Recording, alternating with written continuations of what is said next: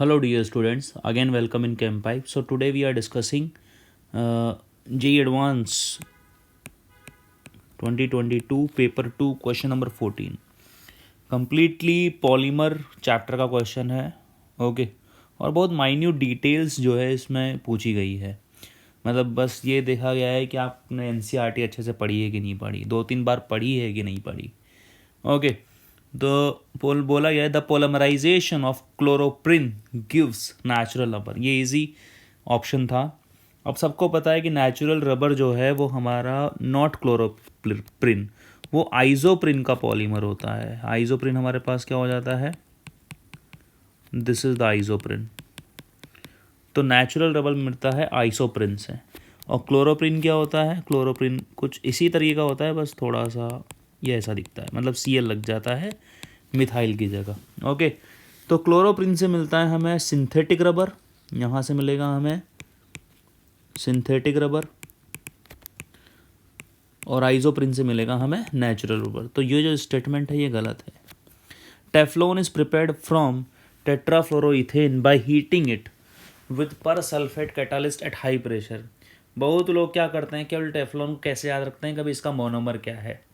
Okay तो monomer तो यहाँ लिखा हुआ है. अब क्या ये लाइन जो लिखी हुई है सही है कि गलत है, तो एज इट इज़ एनसीईआरटी में ये लाइन लिखी हुई है. ये देखिए आप यहाँ पर ये लाइन जो है पूरी तरीके से मेंशन है कि Teflon is manufactured by heating tetrafluoroethene with a free radical और persulphate catalyst at high pressure.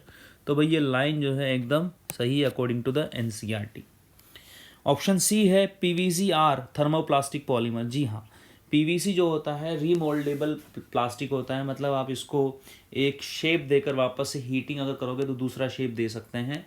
जो नहीं दे सकते वो ऐसी थर्मोसेटिंग प्लास्टिक होती है, जैसे कि बैगलाइट हो गया, ये थर्मोसेटिंग प्लास्टिक्स होती है. तो पीवीसी जो हमारा होता है थर्मोप्लास्टिक होता है. तो ये स्टेटमेंट भी जो है करेक्ट है, ये भी ईजी स्टेटमेंट था. फिर हमारे पास लास्ट स्टेटमेंट है ethene at 350 kelvin 570 kelvin temperature.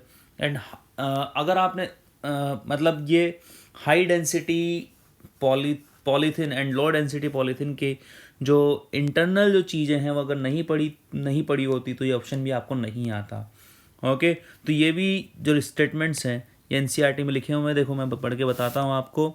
जो लो डेंसिटी पॉलीथीन है, it is obtained by the polymerisation of ethene under high pressure of 1000 to 2000 ATM and 350 kelvin to 5. मतलब data as it is data है.